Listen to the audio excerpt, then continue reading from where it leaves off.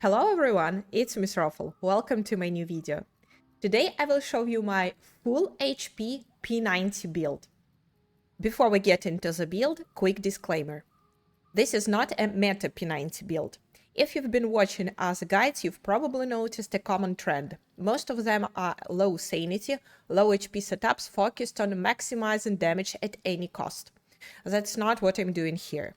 This is a full HP build, meaning I prioritize keeping my health as high as possible while still dealing strong, consistent damage. It's a different approach, and it won't include some of the popular mods you might expect. The reason is simple. It's just my playstyle. I come from more old-school survival thinking, where staying alive and maintaining high HP is part of the core gameplay, not something you intentionally sacrifice. Right now, a lot of players are pushing their sanity and HP down for damage bonuses, but personally, I don't enjoy that kind of risk-heavy setup. So if you're looking for a safer, more stable way to play the P90 without relying on low sanity mechanics, this build is for you. Also, this build was made post-reworks, so it only uses the new mods and updated calibration system. Everything here is something you can realistically get right now. Let's get into it. The main part of the build is P90 SMG, submachine gun. So I crafted it post-update. The blueprint has 6 stars, so the maxed out blueprint. It's very important to have correct accessories attached to your P90. So for muzzle, I'm using multi-break. For optic, I'm using compact reflex sight. For tactics, I'm using tactical laser sight. For magazine, I have weighted SMG mag. And for ammo, so all the footage you've seen in this video was filmed with medium caliber armor piercing ammo. So this is the best. Well, I don't include this demolition ammo, I never crafted it. But I also played with medium caliber steel core ammo or even with copper ammo, and they also work just fine. So yeah, no pressure if you have mats to craft this one, craft it. If not, don't worry, you can shred enemies even with copper ammo. I tested and tried it. It works. The calibration I used is heavy style. So weapon has magazine capacity plus 60%, but reload speed is reduced by 10%. I didn't have many calibrations to choose from, but this one had not so bad attributes, so I took it. Well, the most important here, take heavy style calibration because it seems to be the best for this gun. Okay, next.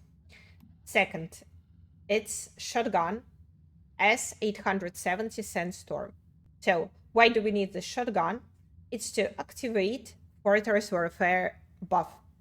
It's done very easily, so before attacking something, well, I usually do it before attacking high HP enemies, so bosses mostly, you switch to shotgun and you switch back to your weapon, and boom, you have the effect activated.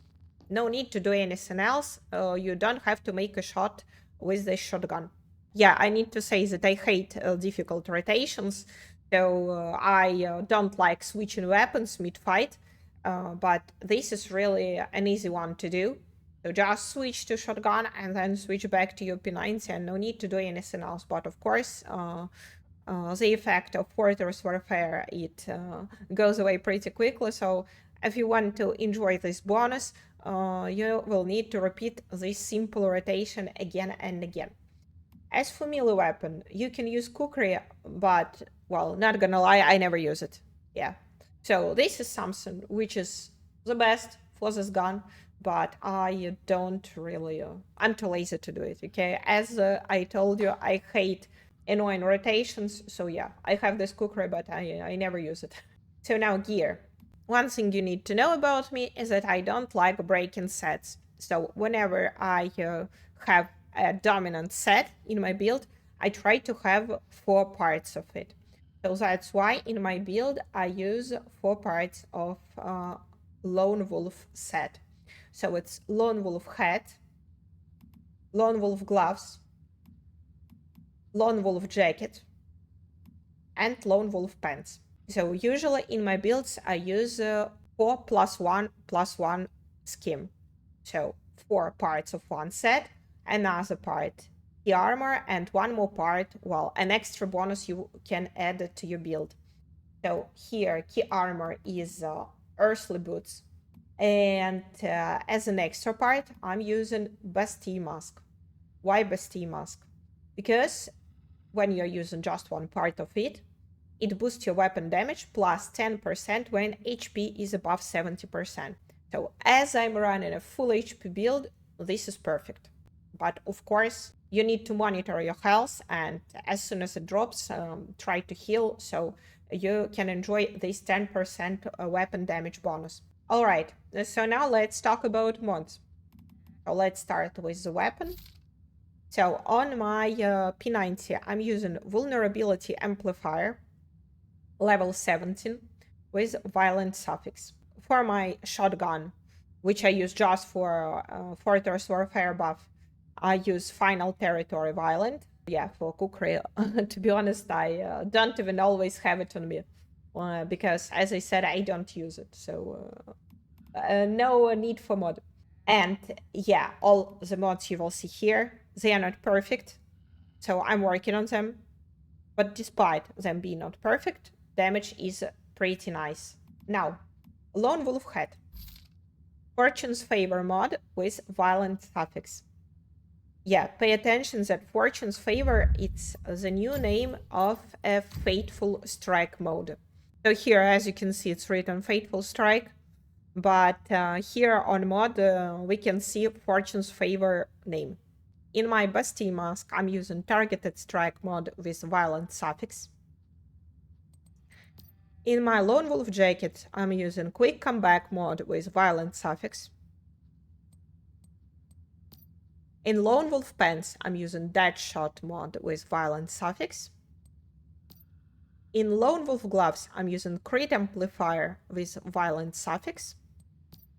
And in my Earthly boots, I'm using Covered Advance with Violent Suffix. So here are my mods. Now, about hides in my gear, because this can also give you some extra bonus to your build. My Lone Wolf hat is made with Valley Cow hide. Upon taking crit damage, recover 15% HP, cooldown 30 seconds. So for my Bastille mask, I used Mountain Cow hide, weapon damage plus 8% when stamina is at least 120. Yeah, not gonna lie, I don't know exactly what is the amount of stamina I have, but I'm using some bonuses for stamina. You will see them like in a few seconds. So I think that, yeah, I can use this 8% bonus pretty often. For Lone Wolf jacket, I used Wasteland Wolf skin, max stamina plus 20 and sprint speed plus 5%. For my Lone Wolf pants, I used also Wasteland Wolf skin, max stamina plus 20 and sprint speed plus 5%. For Lone Wolf gloves, I used Golden Wool, and my Earthly boots are made with Wasteland Wolf skin for movement speed plus 6%. And those are the hides that I used in my build. Alright, now, combat deviation. I'm using Lone Wolf's Whisper Bursting Magma, or shortly, Magma Good Boy. Let me show you the deviation. So it's the deviation I made, I've used. You can find a video about it on my channel if you would like to. So here is my good boy. So 5/5. Bursting Magma trait. So it has max energy plus 40%. Moonlight Assault for increased rates of energy and mood recovery. But well, what matters the most for combat deviations, it's energy recovery. And Crack Shot.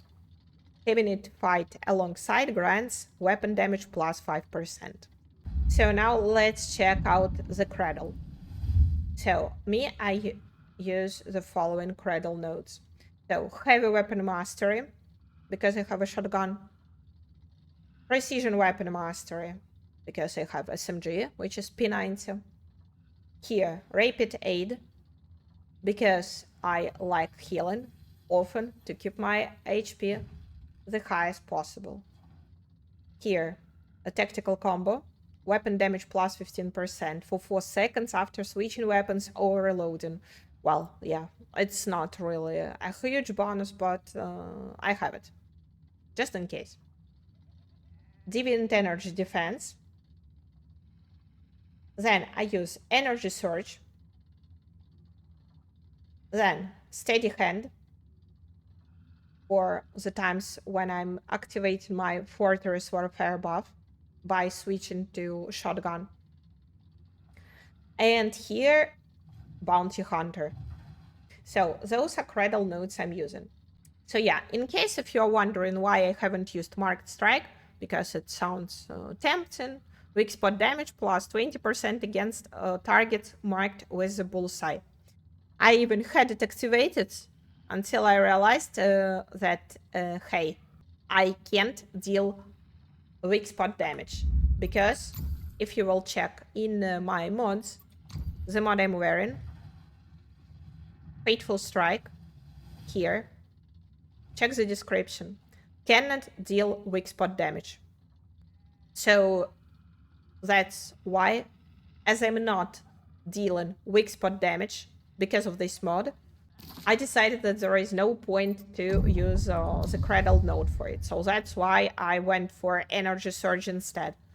Just to be clear, the footage I made for this video was filmed with this Marked Strike node equipped. But yeah, I decided to switch to Energy Surge to benefit from Deviant Power Recovery. And yeah, you might also ask me why not this one, why not Heavy Strike? Because it also can be interesting. It's for Fortress Warfare. But this bonus effect is removed after switching weapons, so that's why I'm not using it. So here is the Cradle. And now let me show you food and drink buffs I use for my build. First of all, let me tell you that I'm a chef. So because of it, I have double buffs. I have double hydration buffs here, you see, and double energy buffs here. So this is the biggest advantage of playing as a chef. That's why I always go for chef on all of my characters I actively play with. So which buffs am I using? Well, first of all, as this is a full HP build, and as you already know, I hate low sanity, the important part is to have a Stardust Maltail. I can't go anywhere without it. So I make my Stardust Maltail with deviated weight here, because like this it gives you 105 pollution resist. But if you will use a simple one, it will give you only 100. So yeah, 5 points, it's not so much maybe, but I prefer to use the deviated one. So Stardust Maltail, it's the first hydration buff. Next, another buff I'm using, it's Whimsical Drink. So this is a new Whimsical Drink. This is not the old one, because the old one is this. The one which gives us 25% status damage. This is not the same. I'm using the new recipe of Whimsical Drink.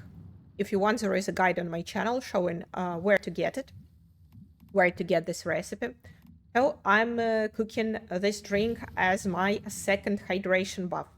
It gives me 10% weapon damage bonus.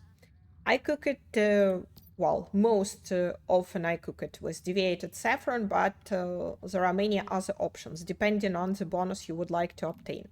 For me, I usually cook it with deviated saffron. Now, food buff. First food buff is mixed fried hot dog. It increases damage by 20% towards enemies affected by the bullseye. I cook it with deer meat. because deer meat boosts bullseye damage. And here, in the milk part, I prefer to go for buffalo milk. You see, it's not written buffalo, but this milk comes from buffaloes, because you can have also goat milk and deer milk. So if you have buffalo milk, well, I recommend to use this one because it boosts your max HP. But well, of course, it's a little bonus. It's not really significant. Slightly increases max HP. So deer meat and buffalo milk if I have it. If I don't have, well, I use, for example, goat milk for sanity recovery. But again, it doesn't work so great. So you can use any milk you want. So this is the first food buff. And for the second food buff, I usually go with crumbly bread. So crumbly bread increases all weapon damage by 25%. So crumbly bread, it's my second food buff. Alright, so here are my 4 buffs. Crumbly bread and mixed fried hot dog as energy buffs, so food. And for drinks or hydration buffs, I use Whimsical Drink, the new one, and Stardust Maltail. Despite using Maltail, my sanity drops every now and then. So when it happens, I also use home-style noodles. Sadly, they have pretty long cooldown, 6 minutes, but hey, this is the best way to purify insanity. I can also use sanity gummies, but honestly, they don't change much. So that's it for today. Thank you so much for watching my video. I hope you enjoyed it. Please subscribe to my channel if you haven't yet, and see you in my next videos. Bye bye.